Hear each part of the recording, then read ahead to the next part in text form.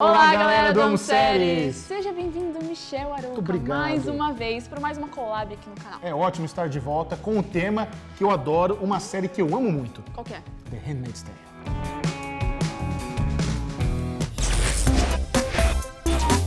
Então, faltam 4 dias para estrear a terceira temporada de The Handmaid's Tale e o Amo Séries, obviamente, não ia ficar de fora desse mega lançamento. E eu e a Mel viemos fazendo aquecimento para você não chegar boiando no primeiro episódio da terceira temporada e agora você vai saber tudo, ficar preparado para o que vem agora na nova temporada. Então se inscreve no canal agora, ativa o sininho e partiu o aquecimento. Primeira coisa, eu acho que eu nem preciso falar isso, mas eu vou falar. Esse vídeo vai ter uma quantidade enorme de spoilers.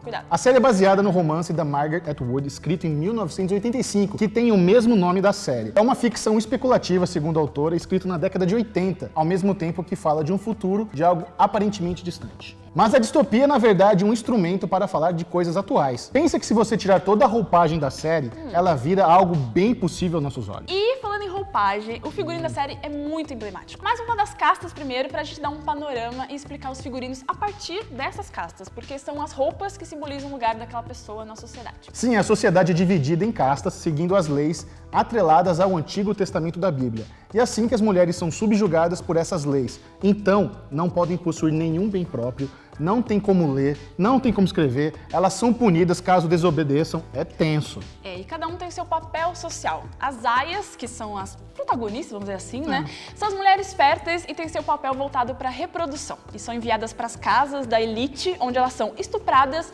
num ritual realizado pelos chefes da casa, com a ajuda das suas esposas. As aias perdem até a própria identidade, elas perdem o próprio nome delas, e elas agora têm o nome do chefe das casas que elas são destinadas a trabalhar. Sim, por isso que a gente tem a Offred, Glenn, Steven, porque é do Fred, do Glenn e do Steven, é uma propriedade mesmo. Aí tem as Martas, que são provavelmente as mulheres mais velhas, que não têm muita facilidade de ter filho, e elas são designadas ao trabalho doméstico. E tem aquelas que prestam devoção a esse regime e trabalham em nome de Gilead, treinando as aias para seguirem seus papéis nas casas que elas vão servir, que são as tias. Também temos as econoesposas, que são parte de um grupo social denominado econopessoas. Esse grupo social é formado pela classe mais baixa de Gilead, possivelmente composto por homens de nível mais baixo, junto com as esposas, mulheres que exercem um papel que parece uma mistura entre Marta, as esposas, e a aia, cuidando do marido da casa. É outra caça na série formada pelos Jezebels, as mulheres rebeldes, mas consideradas belas, que são obrigadas a escolher entre ir para casa das Jezebels, que é um bordel clandestino de prostituição, ou ir para as colônias. Merda de escolha. Que escolha, né? Caralho. E ainda tem as mulheres que não tiveram nem essa escolha. Elas são denominadas como não mulheres, que não se encaixam em nenhum papel na sociedade de Gilead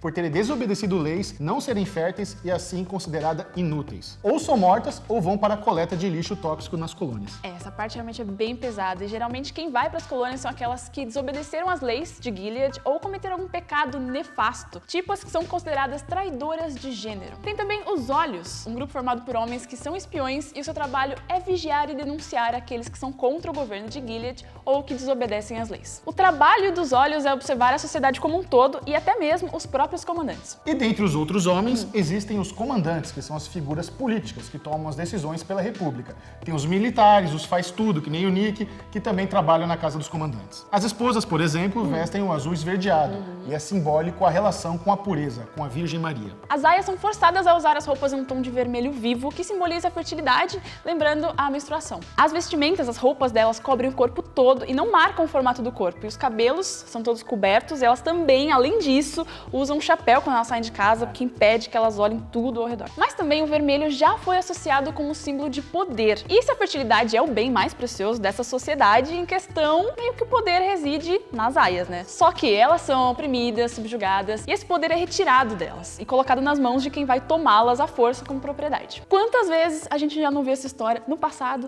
e nos dias atuais? Já as Martas usam vestimentas verdes numa tonalidade mais escura, que alguns fãs dizem que são as cores relacionadas à limpeza e até mesmo à saúde. Já as tias usam tons marrons, que os fãs também apontam como símbolo de ordem e também da brutalidade. Eu acho que pra gente continuar esse aquecimento, a gente podia dar uma passada pela trajetória de algumas das mulheres da série até aqui. Então vamos começar pela nossa protagonista, a June. Antes de tudo, a linha de tempo da série é contada em 3 partes, apresentando o presente, onde mostra uma Gilead unificada, um passado, antes do golpe, e um passado não tão distante quando os eventos começam a tomar forma. A A June é casada com o Luke, tem a filha Hannah, a melhor amiga Moira e trabalha como editora. Mas com a ascensão desse regime totalitário, ela perde o emprego, perde os direitos conquistados para as mulheres e a primeira cena da série é a sua tentativa frustrada de fugir com a família dos Estados Unidos. Ela é separada da filha e é levada para o Red Center, que é onde as aias são treinadas. Ela vai para a casa do comandante Fred e sua esposa Serena Joy. June então é renomeada como Offred e começa a passar por estupro, humilhações e agressões. E a June descobre que a mulher que antes ocupava o seu lugar se matou, o que obviamente deixa ela muito abalada. Essa morte poderia ter levado ela a se render, mas ainda assim ela encontrou formas de não desistir. Ela já tentou fugir com a Moira do Red Center, rendendo uma tia, mas no metrô, June foi parada e deixou a Moira seguir, vestida de tia, enquanto ela foi levada de volta ao Red Center. Foi a sua primeira tentativa de fuga. E as aias, elas devem sempre andar em duplas quando elas vão fazer os seus afazeres na rua, que na maior parte das vezes consiste em fazer compras no mercado, coisas pra casa. E a lógica delas andarem em duplas é vigiar uma outra e delatar se for preciso. É um regime de terror total. Mas a June e a Emily desafiam isso, trocando opiniões sinceras e conversando, ao invés de ficar só repetindo as mesmas coisas sobre o tempo e sobre o clima. June também busca modos de sobreviver dentro da casa, se aproximando do comandante, enquanto a relação com a esposa ia mal. E deu certo por um tempo, porque ele deixou ela usar a biblioteca, o que, por exemplo, era proibido. Muito proibido. E aos poucos também ela se envolve com o Nick, que também trabalha na casa dos Waterford, que se torna, além de um aliado, um amante e é um certo alívio do sufoco que é viver naquela casa onde todo mundo é inimigo dela. E ela também descobre que o marido Luke está vivo no Canadá, Olha. por meio de um membro da Embaixada do México, que era parte do Mayday, grupo da resistência. Mesmo destruída por dentro, acho que de em tempos tem uma brechinha, né, que impede ela de sofrer um colapso total e vai germinando um pouquinho de resistência dentro dela. Ela já tentou fugir várias vezes, teve ajuda lá na clínica, depois teve com o Nick, quando ela conhece as econopessoas, mas é capturada antes de decolar no avião. Logo depois tem um episódio que ela cai da janela da casa como se não tivesse mais forças para continuar naquele sistema, mas Nick chega a tempo de levá-la ao hospital. Nick, melhor pessoa, né? E uma outra tentativa de fuga acontece quando ela reencontra a filha, que ela sofre demais. Essa cena é muito pesada. E por uma confusão, ela acaba abandonada nessa casa onde ocorre esse encontro e ela mais tarde dá à luz a segunda filha sozinha. Esse episódio, sério, é surreal. Eu não sei como ela conseguiu passar por esse sofrimento todo sozinha. E como você falou mais cedo sobre o coletivo das mulheres serem uma força significativa, tem uma cena que é definitiva para o final da primeira temporada. É a cena que ela se recusa a apedrejar a Janine, né? É essa que tá falando? Exatamente. Também achei. E todas as aias também começam a soltar as pedras, assim, a não obedecer a tia, e é incrível. Elas foram punidas por isso depois, óbvio, mas não apaga o que foi criado ali, sabe? O movimento. E a gente pode aproveitar o plot da June para destacar as outras personagens que foram fundamentais no andamento da história e que trouxeram narrativas de resistências tão fortes quanto da própria June. Vamos lá. Uma dessas mulheres é a Moira, que era a melhor amiga de June antes do golpe e que foi a primeira aia que a gente viu escapar de Gilead, o que impressionou todo mundo.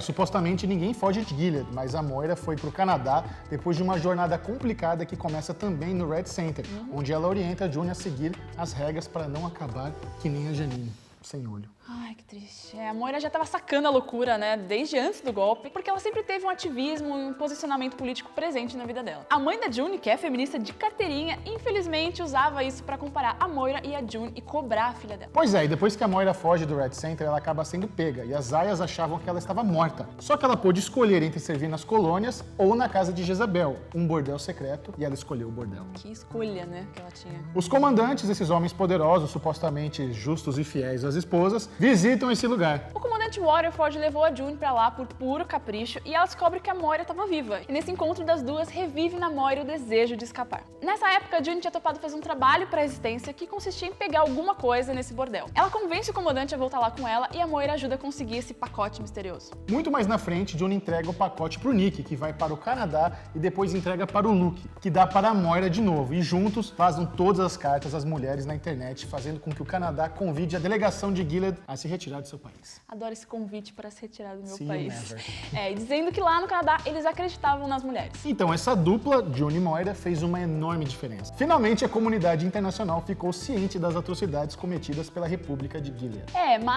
Mas isso não converteu em nenhuma mudança real na vida das aias. Eu acho que tem mais uma personagem que faz toda a diferença e tem uma narrativa de resistência forte, que é a Emily. Emily e June se tornam companheiras de caminhada e a Emily já faz parte da resistência contra o regime, um grupo chamado Mayday. Quando a Emily é capturada, a June pensa que é por esse envolvimento com a Resistência, mas não, é pior do que isso. Ela foi levada a julgamento por ter um caso com uma Martha, e as duas foram julgadas culpadas como traidoras do gênero. Daí a Martha foi condenada à morte, mas a Emily foi poupada por ser fértil. Poupada, entre aspas, né? Porque ela foi forçada numa cirurgia a remover o clítoris. Ela foi recolocada em outra casa como Off Stevens. E quando ela teve a chance, ela revelou seu nome pra June e o nome do grupo da Resistência. Ou seja, a Emily foi uma espécie de gatilho pra June querer fazer mais e resistir. E, pra você ter uma ideia, ela roubou um carro e atropelou um policial passando por cima da cabeça dele. Ela tenta fugir, mas acho que a intenção nem era essa, porque simplesmente não conseguia mais viver aquilo. Não tinha jeito. A Emily se recusava a se submeter àquilo tudo de novo, e foi assim que eles decidiram mandar ela pras colônias, aquele lugar super tóxico e radioativo, onde a terra é contaminada e as trabalhadoras vivem nas piores condições possíveis. O ar, o solo, a água, tá tudo contaminado. E ela achou que ia morrer ali, ou por doença, ou por trabalho forçado, como geralmente acontecia. E quando Janine chega, em uma nova leva de condenadas, ela tenta deixar isso claro na cabeça otimista das meninas. Só que elas são chamadas de volta porque a nova Offglen, parceira de caminhada de June, se mostra uma surpresa também. Olha só, ela fazia parte da Resistência. E rolou uma reunião de grandes poderosos de Gilead para a abertura de um novo Red Center, e ela entra com uma bomba na sala e consegue levar alguns com ela. Depois a gente descobre que o nome dela era Lily Fuller. É nesse episódio que morrem muitas aias também, por isso mandam chamar a Emily e a Janine de volta. E temos o reencontro da June com elas, e a nossa protagonista revela pela primeira vez o seu nome para Emily. June. That's my name. I'm Brianna. Alma. Isso acaba desencadeando um movimento onde todas as aias compartilham seus nomes entre si, que é uma das cenas mais marcantes da série. Bonito é quando ela resolve revidar na casa do novo comandante, parte pra cima da tia Lídia e faz com que praticamente todo mundo já teve vontade de fazer. Só que o comandante também era parte da Resistência, olha só, a gente não esperava por isso. E é ele que ajuda a Emily a fugir de Gilead. E o último ato dela é carregar consigo o filho da June e fugir pra bem longe daquele inferno. Olha, esse foi um papo bom, mas longo, porque essa série é longa e é pesada, né? Não, eu acho que a gente levou esse vídeo de aquecimento pra uma discussão narrativa de resistência, mas que valeu a pena. A pessoa vai chegar pra terceira temporada com tudo fresquinho na cabeça. E você que tá aqui com a gente até agora nesse vídeo, segue a gente lá no Instagram, @amoséries, pra mais conteúdo de Handmaid's Tale, de outras séries, de jogos, a gente não vai dar spoiler. E aqui deixa nos comentários o que você espera pra próxima temporada. Ah, mas tem uma personagem importante que a gente quase não falou aqui, tem muito destaque e precisa ser comentada, que o nome dela é Serena Joy. Então o que você acha que vai acontecer com a Serena nessa temporada? Comenta aqui pra gente ler.